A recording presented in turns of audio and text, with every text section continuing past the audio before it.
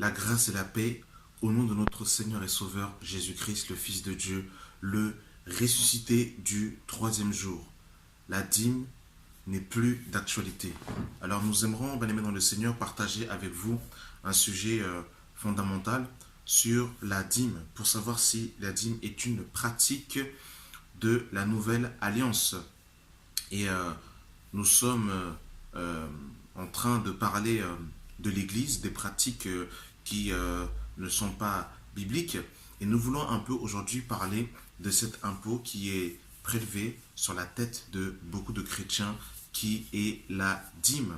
Et nous voulons voir, bien aimé dans le Seigneur, dans les Écritures, pour voir si les chrétiens de l'Église primitive pratiquaient cette, comment dire, pratiquer la taxe de la dîme qui est prélevée sur la tête de beaucoup de chrétiens comme un impôt, qui sont menacés en leur disant que s'ils ne donnent pas leur dîme, qu'ils seraient maudits et qu'ils ne seraient pas dans la volonté de Dieu. Alors, nous allons sans plus tarder prendre les Écritures parce que nous allons lire pas mal de versets. Alors, je vous invite à prendre des notes, à noter les versets afin que vous-même vous puissiez aller vérifier dans vos Bibles. Le problème aujourd'hui du chrétien, c'est que il est idolâtre d'un homme et il a remplacé les Écritures par la parole de l'homme de Dieu. Parce qu'on est tellement attaché à sa brique, parce qu'on est tellement attaché au service qu'on rend dans sa paroisse, qu'on a du mal aujourd'hui, à avoir une vue panoramique, une vue d'aigle, et voir comment le Seigneur voit les choses. C'est pour ça, bien aimé dans le Seigneur, j'aimerais nous encourager au travers de cette vidéo, véritablement, à être biblique, à sortir des sentiments, et que l'épée de l'esprit vienne séparer l'âme et l'esprit, afin que nous ne soyons pas des chrétiens émotifs, que nous ne laissons pas aller par nos émotions, mais que réellement nous puissions vérifier les Écritures, comme les chrétiens de Bérée, dans Acte 17, pour voir si ce que l'on nous dit est exact.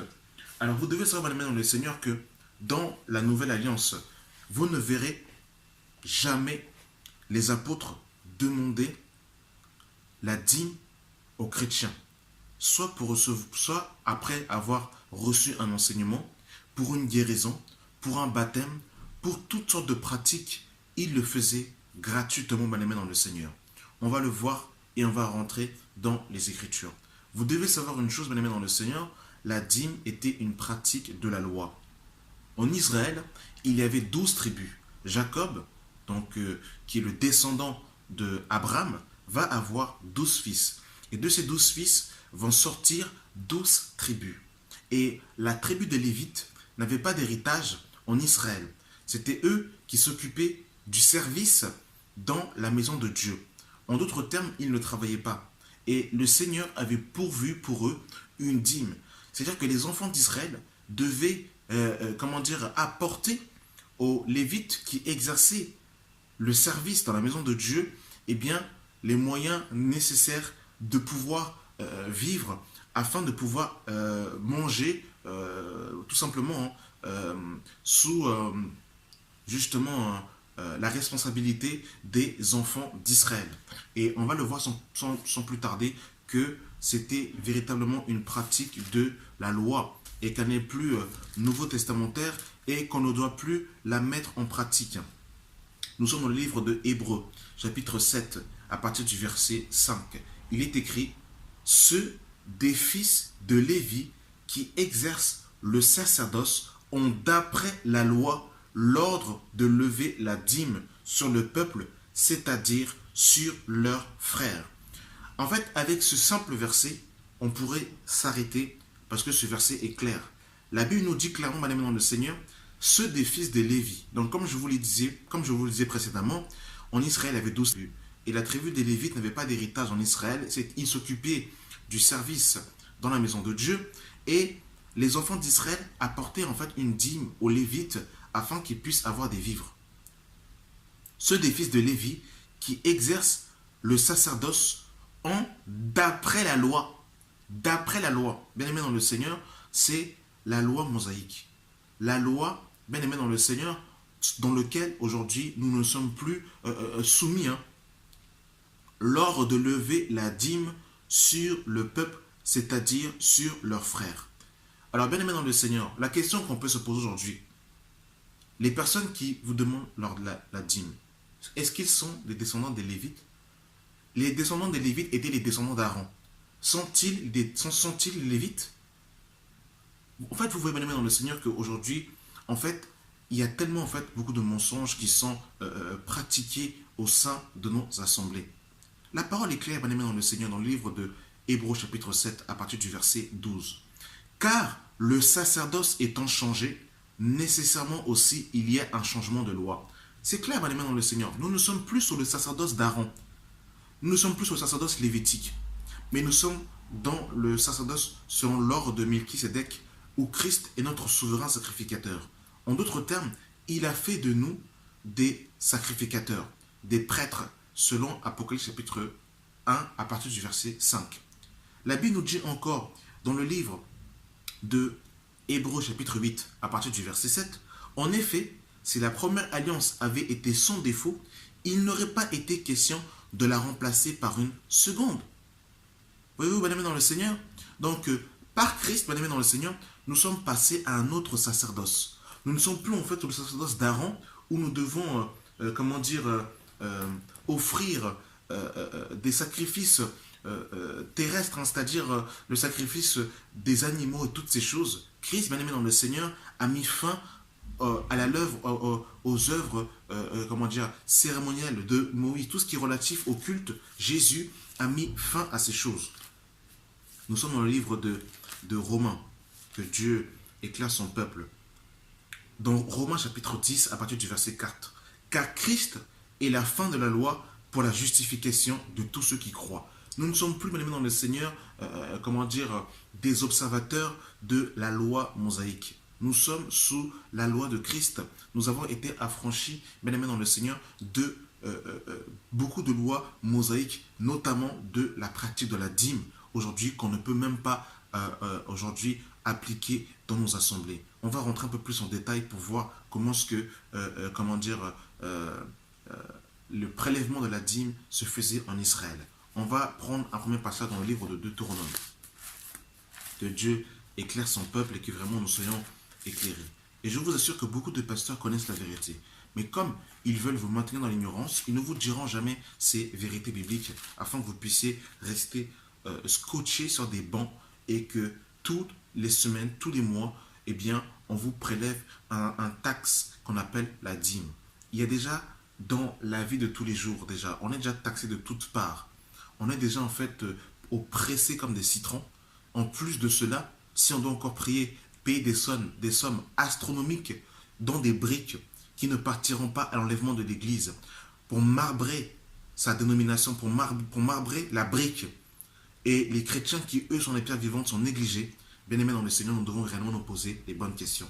Dans le livre de Deutéronome, chapitre 14, à partir du verset 22, il est écrit « Tu lèveras la dîme de tout ce que produira ta semence, de ce que rapportera ton champ, chaque année, et tu mangeras devant l'Éternel, ton Dieu, dans le lieu qu'il choisira pour y faire résider son nom.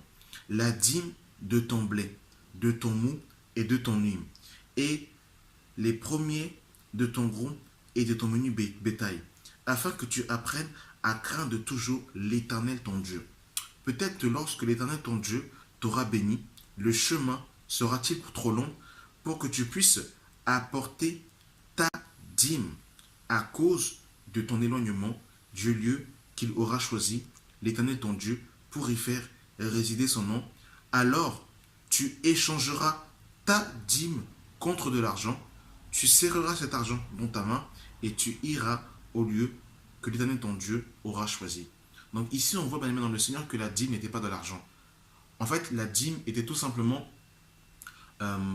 les récoltes de la nature, des animaux, des bétails que les Israélites apportaient pour justement les Lévites qui exerçaient le service dans la maison de Dieu.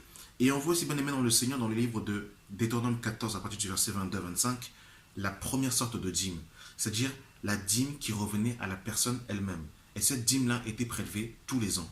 Dans Deutéronome 14, toujours, à partir du verset 27, tu ne délaisseras point le Lévite qui sera dans tes portes, car il n'a ni part ni héritage avec toi.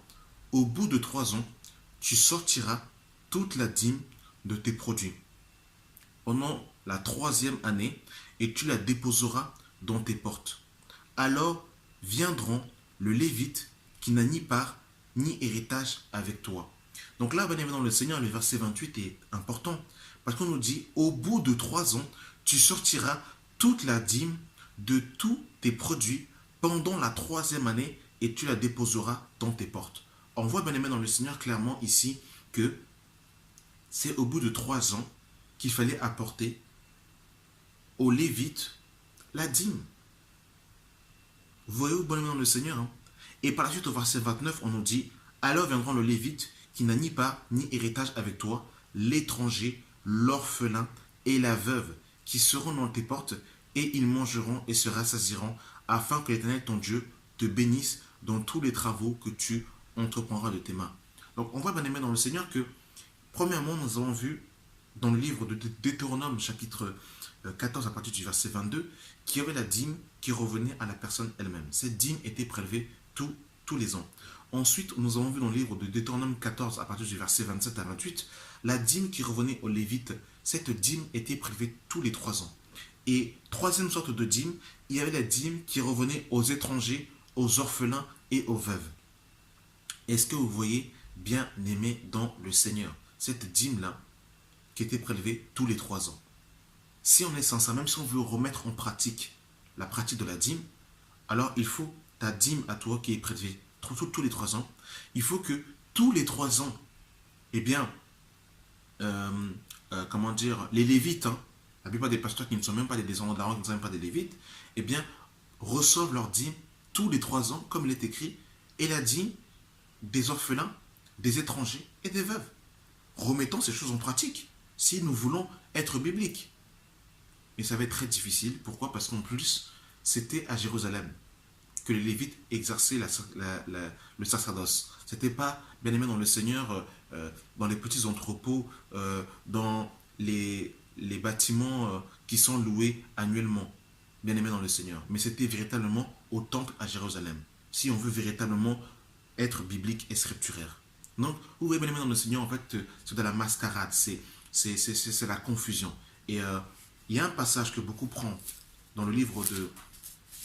On va le lire, hein, on va le prendre, ce passage. Hein. Ce fameux passage qui est beaucoup utilisé pour voilà, dépouiller les enfants de Dieu. Alors, le passage de Malachie. Ce fameux passage qui est brandi comme une menace. Voilà. Donc nous sommes dans le livre de Malachie. Que Dieu éclaire son peuple.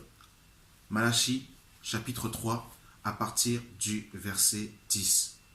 Apportez à la maison du trésor toutes les dîmes. Il y a 2 questions qu'on peut se poser juste dans le verset 10. Apportez à la maison du trésor. Dans un premier temps, c'est quoi la maison du trésor? Vous savez, quand vous lisez les Écritures, vous ne devez pas être comme la foule, mais vous devez être comme les disciples. Remarquez, bien aimé dans le Seigneur, lorsque Jésus apportait un message, la foule entendait ce que Jésus disait, mais ils ne comprenaient pas ce que Jésus disait. Les disciples, eux, dans l'intimité, posaient des questions à Jésus afin que Jésus entre en profondeur et qu'ils comprennent le message que Jésus avait donné. Quand vous lisez les Écritures, soyez curieux, soyez comme des disciples, posez des questions, interrogez le Seigneur, faites vos propres recherches et posez la question aussi au ministère que le Seigneur a établi afin que vous puissiez comprendre, bien aimé dans le Seigneur, le message que le Seigneur veut nous communiquer. On va revenir sur la maison des trésors pour savoir qu'est-ce que c'est, mais la maison des trésors, bien aimé dans le Seigneur, n'a rien à voir avec les bâtiments d'église ou les églises de maison entre parenthèses. Ça n'a rien à voir. On va le lire par la suite. Apportez à la maison des trésors toutes les dîmes. Donc là, en fait, on voit toutes les dîmes. Donc en fait, ça se voit ici qu'il y avait plusieurs sortes de dîmes. Afin qu'il y ait de la nourriture dans ma maison. De la nourriture et non de l'argent. De la nourriture. Parce que comme nous l'avons vu précédemment, bien aimé dans le Seigneur, les dîmes qui étaient prélevées en Israël étaient un rapport avec, comment dire, les bétails, avec les richesses matérielles de la terre, toutes ces choses, bien aimés dans le Seigneur. Ça n'avait rien à voir avec l'argent, monnaie, les billets de banque. Que Dieu éclaire son peuple. Mettez-moi de sorte à l'épreuve, dit l'Éternel, et vous verrez si je n'ouvre pas pour vous les écluses des cieux, si je ne réponds pas sur vous la bénédiction en abondance. Il y a tellement de choses, mais on va aller doucement. Dans un premier temps, on va voir qu'est-ce que la maison des trésors selon Malachie chapitre 3, le verset 10. Nous sommes pour cela dans le livre de Néhémie chapitre 10 à partir du verset 35. Nous résolûmes d'apporter chaque année, notez bien chaque année, à la maison de l'Éternel les prémices de notre sol. Donc vous voyez, bien aimé dans le Seigneur, que c'est les choses en fait naturelles. Et les prémices de tous les fruits et de tous les arbres. D'amener à la maison de notre Dieu, aux sacrificateurs qui font le service dans la maison de notre Dieu, les premiers-nés de nos fils et de notre bétail, comme il est écrit dans la loi, les premiers-nés de nos bœufs, de nos brebis, d'apporter aux sacrificateurs dans les chambres de la maison de notre Dieu, les prémices de notre pâte, de nos offrandes, des fruits de tous les arbres du mont et de l'huile, et de livrer la dîme à notre sol aux Lévites qui doivent la prendre eux-mêmes dans toutes les villes situées sur les terres que nous cultivons. Les sacrificateurs, fils d'Aaron, sera avec les Lévites quand ils lèveront la dîme. Et les Lévites apporteront la dîme de la dîme à la maison de notre Dieu dans la chambre de la maison du trésor. Et nous disons Amen. Bien-aimés dans le Seigneur, on a vu qu'il y avait la dîme qui revenait à la personne elle-même. Il y avait la dîme qui revenait aux Lévites, la dîme qui revenait aux étrangers, aux orphelins et aux veuves. Et pour terminer, il y avait la dîme de la dîme. C'est-à-dire en fait de la dîme que les Lévites percevaient tous les 3 ans sur les revenus des enfants d'Israël, donc sur tout ce qui était en rapport avec le sol, avec les premiers-nés des bœufs, des munis bétail. Ils prélevaient en fait une partie de la dîme qu'ils recevaient et ils la donnaient, bien aimé dans le Seigneur, aux sacrificateurs. En fait, tous les sacrificateurs étaient lévites, mais tous les lévites n'étaient pas souverains sacrificateurs. Donc c'est la nuance qu'il faut faire. Et bien aimé dans le Seigneur, c'était tout ça. En fait, quand on parle de la maison des trésors, c'était en fait des magasins où on stockait la nourriture aussi simplement que ça. C'est-à-dire en fait que dans le temple, il y avait ce qu'on appelle la maison des trésors où eh bien, on stockait eh bien, les dîmes de la dîme afin que les sacrificateurs et les lévites pouvaient justement subsister de ces dîmes que le Seigneur avait données aux enfants d'Israël pour qu'ils puissent la donner aux lévites. Est-ce que vous comprenez, bien aimé dans le Seigneur? Donc ça n'a rien à voir avec ton bâtiment d'église. Ça n'a rien à voir, bien aimé dans le Seigneur, avec le panier, là, tout ça, là, avec l'offrande du prophète, tout ça. En fait, tout ça, bien aimé dans le Seigneur, c'est le feu étranger. Tout ça, bien aimé dans le Seigneur, c'est une... Certains sont dans l'ignorance. Certains ne sont pas éclairés sur ces réalités. Parce qu'on ne va pas diaboliser tout le monde. Il y en a qui ne connaissent vraiment pas et qui reproduisent parce qu'on leur a dit qu'il fallait payer la dîme. Donc, du coup, ils demandent la dîme sans être éclairés. Mais il y en a qui connaissent ces réalités de la parole. Mais ils vous cachent la vérité afin de se remplir les poches. Et c'est ce que Paul dit dans Philippiens chapitre 3. Ils ont pour Dieu leur ventre. Ils mettent leur gloire dans ce qui fait leur honte. Ils ne pensent qu'aux choses de la terre. Et quand on dit par exemple, et vous verrez si je n'ouvre pas pour vous les écluses des cieux, et si je ne réponds pas sur vous la bénédiction en abondance. Regardez, bien aimé dans le Seigneur, ce que la parole de Dieu nous dit dans le livre de Éphésiens. Dans le livre de Éphésiens chapitre 2, à partir du verset 6, il nous a ressuscités ensemble et nous a fait asseoir ensemble dans les lieux célestes en Jésus-Christ. Alors, si tu es assis dans les lieux célestes en Jésus-Christ, pourquoi veux-tu que Dieu ouvre encore les écluses des cieux alors que tu es déjà spirituellement assis dans le ciel avec Jésus-Christ? Et par rapport à la bénédiction, Nous sommes dans le livre de Éphésiens chapitre 1, à partir du verset 3. Béni soit Dieu le Père de notre Seigneur Jésus-Christ, qui nous a bénis de toutes sortes de bénédictions spirituelles dans les lieux célestes en Christ. Donc mon frère, ma soeur, tu es béni spirituellement de toutes sortes de bénédictions spirituelles en Jésus-Christ. Il faut faire attention entre la dispensation d'Israël et la dispensation de l'Église. Quand vous voyez les promesses que Dieu fait à Israël et les promesses que Dieu fait à l'Église, ça n'a rien à voir. Les bénédictions qui étaient relatives à Israël étaient des bénédictions terrestres, des bénédictions matérielles, des bénédictions qui étaient liées à la terre. Mais la dispensation de l'Église n'a rien à voir. C'est-à-dire que l'Église, elle est céleste. L'Église, c'est une entité spirituelle. Toutes les bénédictions qui sont en rapport avec l'Église sont des bénédictions spirituelles. Lisez la Nouvelle Alliance et ouvrez vos yeux. Vous verrez que ce que je suis en train de vous dire est biblique. Donc, oui, bien aimé dans le Seigneur, on a vu ici, bien aimé dans le Seigneur, que tout simplement, c'est clair. Il n'y avait pas de pratique, en fait, de, comment dire, de la dîme sous la grâce. C'est clair. Parce que le temple a été détruit. Alors, qui dit temple dit abolition de tout prêtre, de tout prêtre au temple et de tout sacrifice. Donc, il n'y a plus besoin d'aller au temple pour adorer Dieu. Jésus est clair. Dans Jean chapitre 4, il dira, ce n'est ni à la montagne, ni à Jérusalem qu'il faut adorer le Père, car Dieu est esprit, et il faut que tous ceux qui l'adorent en esprit et en vérité. Donc ça n'a rien à voir, bien aimé dans le Seigneur, avec ton bâtiment d'église. Et quelques-uns pourraient prendre Matthieu chapitre 23, où Jésus va parler de la dîme. Ça n'a encore rien à voir. Bien aimé dans le Seigneur, regardez dans Matthieu chapitre 23, à partir du verset 23. Malheur à vous, scribes et pharisiens hypocrites, parce que vous payez la dîme de l'amande et de la nette, du cumin, et que vous laissez ce qui est le plus important dans la loi: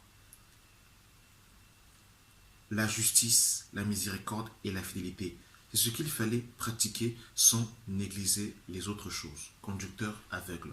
Bien aimé dans le Seigneur, quand Jésus dit cela, il faut bien comprendre une chose, c'est que Jésus est né sous la loi. En fait, c'est-à-dire que Jésus est né sous la loi pour nous ramener à la grâce.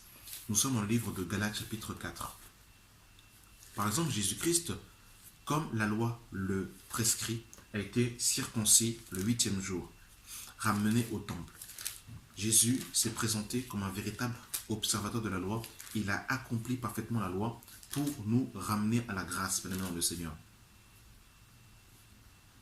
Dans le livre de Galates chapitre 4, à partir du verset 4, mais lorsque les temps ont été accomplis, Dieu a envoyé son Fils né sous la loi afin qu'il rachète ceux qui étaient sous la loi, afin que nous recevions l'adoption. C'est clair, bien aimé dans le Seigneur. Donc, il n'y a pas de pratique, de la dîme à observer encore sous la grâce. Voyez-vous, bien aimé dans le Seigneur, il y a encore un dernier passage par rapport à la dîme que ceux qui veulent véritablement dépouiller peuvent encore utiliser, en disant que la dîme a été instituée avant la constitution de la loi, en prenant le livre de Genèse chapitre 14. Dans le livre de Genèse chapitre 14, à partir du verset à partir du verset 18, Melchisédek, roi de Salem, fit apporter du pain et du vin. Il était sacrificateur du Dieu très haut. Il bénit Abraham et dit: béni soit Abraham, le Dieu très haut, maître du ciel et de la terre. Béni soit le Dieu très haut qui a livré tes ennemis entre tes mains. Et Abraham lui donna la dîme de tout. Il faut bien comprendre dans le Seigneur que la dîme que Abraham va lui donner, il va lui donner en fait la dîme parce que Abraham était parti en guerre. Il avait vaincu, et de ce qu'il avait eu en héritage, c'est-à-dire que de ce qu'il a obtenu à l'issue de cette guerre, c'est ce qu'il a donné à Melchisédek. Et Abraham ne l'a fait qu'une seule fois. Et surtout, Melchisédek n'est pas un homme lambda. Parce que selon Hébreux chapitre 7, Melchisédek n'a ni commencement de jour, ni fin de vie, ni père, ni mère, mais il est rendu semblable au Fils de l'homme. Donc, littéralement, Melchisédek est une préfiguration de Christ. Le vin et le pain est l'image de la croix. C'est pour ça que Jésus dira dans Jean chapitre 8, Abraham a vu mon jour, il l'a vu et il a tressailli de joie.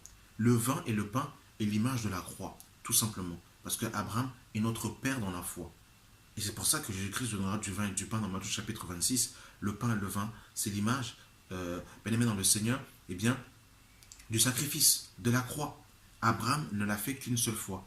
Et il n'a pas donné la dîme de son revenu, mais il lui a donné la dîme de ce qu'il a obtenu quand il est parti en guerre. Donc ceux qui veulent imposer la dîme comme Abraham, eh bien, qu'ils aillent en guerre, qu'ils ressortent vainqueurs et qu'ils prennent ce butin de la guerre et qu'ils prient Yahweh pour que Melchisedec leur apparaisse afin qu'ils puissent donner leur dîme à Melchisedec. Bien-aimés dans le Seigneur, véritablement, soyons délivrés du joug des hommes, soyons délivrés. Et vous me direz donc en fait qu'il n'y a plus d'offrandes à donner sous la grâce. Bien sûr qu'il y a des offrandes à donner, mais ce sont des offrandes volontaires, des offrandes libérales. Nous sommes dans le livre de 2 Corinthiens, chapitre 9, à partir du verset 6. Sachez-le, celui qui sème peu, moissonnera peu, celui qui sème abondamment, moissonnera abondamment. Que chacun donne comme il a résolu en son cœur, sans contrainte ni tristesse, car Dieu aime celui qui donne avec joie.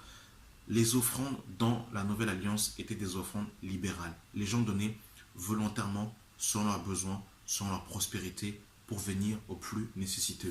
Dans 1 Corinthiens chapitre 16, à partir du verset 1.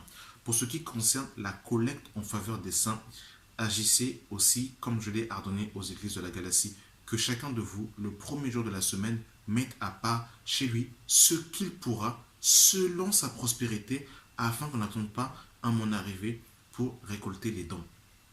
Il y avait pas dans le Seigneur, au sein de l'église primitive, la collecte en faveur des saints. C'est-à-dire que, selon Actes chapitre 2, eh bien, les chrétiens de l'église primitive déposaient tout ce qu'ils avaient, ils le donnaient, ils mettaient au pied des apôtres, et les apôtres en faisaient la redistribution aux plus nécessiteux.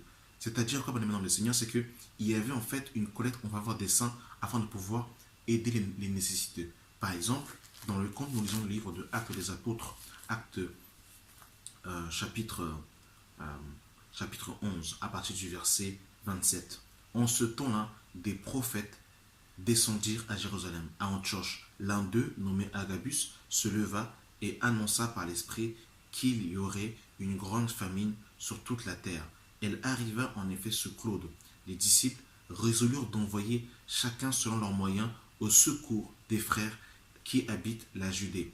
Ils les firent parvenir aux anciens par les mains de Barnabas et Saul. Donc on voit, bien aimé dans le Seigneur, que ils vont donner, bien aimé dans le Seigneur, des offrandes libérales pour venir justement aux besoins des chrétiens. Et on peut le lire dans le livre de Romains, dans le livre de Romains chapitre 16, Paul il va reprendre ce que on a vu ici, parce qu'en fait il va y avoir en fait une grande famille et les apôtres justement vont envoyer en fait Paul et Barnabas afin de pouvoir donner ces offrandes, ces libéralités aux saints. Dans Romains 15 à partir du verset 25, présentement je vais à Jérusalem pour le service des saints, car la Macédoine et l'Achaïe ont bien voulu s'imposer une contribution en faveur des pauvres parmi les saints de Jérusalem. Elles l'ont bien voulu et elles leur devaient, car si les païens ont eu de leur part les avantages spirituels, ils doivent aussi les assister dans les choses temporelles. Dès que j'aurai terminé ces affaires et que je leur aurai remis ces dons, je partirai pour l'Espagne, je passerai chez vous. Je sais qu'en allant chez vous, c'est avec la pleine bénédiction de l'évangile de Christ que j'irai. Donc on voit, bien aimé dans le Seigneur, que véritablement c'était pour la récolte des saints qu'il agissait ainsi. Quand vous lisez la suite, le verset 30 au verset 32, et bien vous voyez, bien aimé dans le Seigneur, que c'était véritablement en faveur des saints pour aider les frères et les sœurs. Et dans les passages dans le livre de Hébreux, chapitre 13, à partir du verset 16, et n'oubliez pas la bienséance et la libéralité, car c'est à de tels sacrifices que Dieu prend plaisir. Dans la grâce, il y avait des offrandes libérales. Il y avait des offrandes libérales, par exemple, un couple dans l'assemblée vont se marier, ils n'ont pas les moyens financiers de pouvoir se marier, l'Église pourvoyait aux besoins de ces chrétiens afin qu'ils puissent justement aider, par exemple, un couple qui va se marier, qui n'ont pas assez de moyens, l'Église peut pourvoir. Un couple, par exemple, qui a du mal à finir les fins de mois, eh bien, l'Église là peut pourvoir. Quelqu'un qui a du mal à payer les titres de transport. En fait, des choses pratiques, des choses concrètes. Et vous verrez aujourd'hui qu'avec les sommes astronomiques des loyers de 4 000, 3 000 euros, eh bien, les chrétiens ont la corde autour du cou et dans la vie pratique, ils vivent des situations compliquées où, par exemple, certaines familles n'arrivent même pas à payer la cantine, d'autres n'arrivent même pas à payer l'essence, d'autres fraudent les transports en commun pour arriver à l'assemblée. Toutes ces choses, on les met dans le Seigneur, que le Seigneur nous ouvre nos yeux. Hein. Et on pourra peut-être faire un jour un audio sur les offrandes dans la Nouvelle Alliance pour entrer un peu plus dans le détail. Mais là, on a vraiment voulu parler, entre guillemets, de la pratique de la dîme pour vraiment démontrer que ce n'est plus une pratique nouveau-testamentaire. Voilà. Merci d'avoir pris le temps d'écouter cette vidéo et que la grâce et la paix soient avec vous au nom de Jésus-Christ. Amen.